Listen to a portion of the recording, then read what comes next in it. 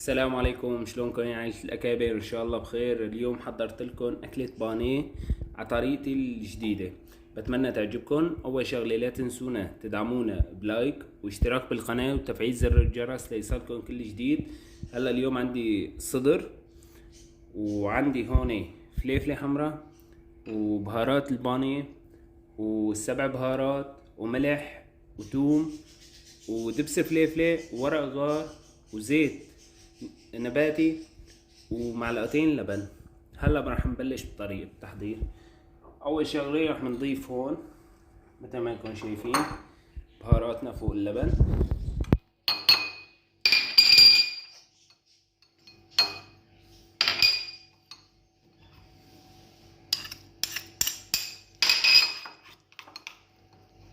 مثل ما انكم شايفين بهالشكل.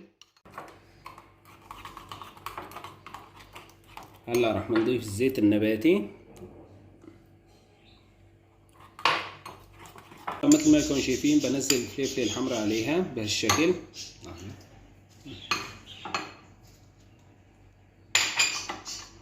نبلش نحركها مثل ما انكم شايفين بهالشكل.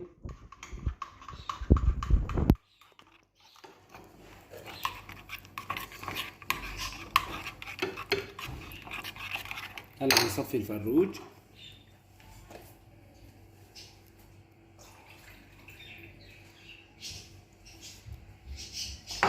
طبعا انا الفروج فارمه بهالشكل بهالرقية مثل ما يكون شايفين. وهلا راح بنزل عليه تبلتنا.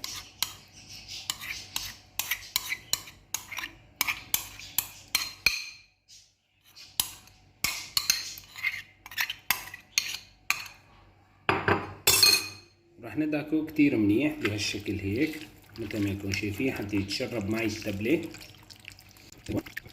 مثل ما يكون شايفين صارت عندي التبلة جاهزة، وحطيت فوقها ورق الغار مشان الزنخة ما يعطيني زنخة ابدا. هلا بتركهم فترة ساعتين وبرجع لكم.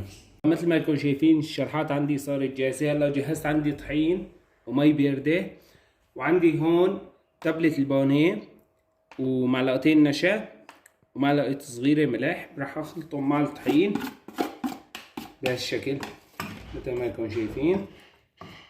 راح اخلطهم مع بعضهم بهالشكل. هلا راح اخذ شرحة بغمرها منيح بالطحين بهالشكل. من بعدها بحطها بالمي، نرجع غطى، نرجع مباشر، نرجع على الطحين بهالشكل مثل ما يكون شايفين. بصير عندي تشربت الطحين بشكل تمام.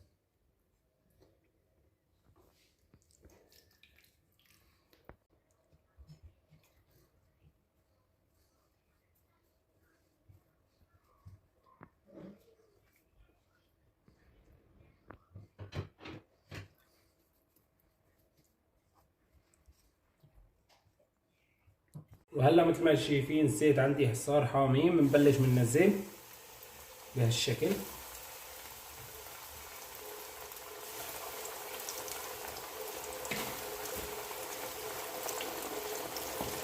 مثل ما انتم شايفين هلا بتركهم ل 10 دقائق ربع ساعة وبصيروا عندي جاهزين. وتفضلوا على التقديم. هلا يا عيلة الأكابر صارت البانيه عنا جاهزة، ومثل ما انتم شايفين بهالشكل عطتني طبقة كتير مرتبة. بتمنى تعجبكم. لا تنسوا تدعمونا بلايك واشتراك بالقناة وتفعيل زر الجرس. ومنلتها هيك بالثوم والكاتشب وبنقول بسم الله الرحمن الرحيم. ايه يا سلام. لا تنسوا تدعمونا والسلام عليكم.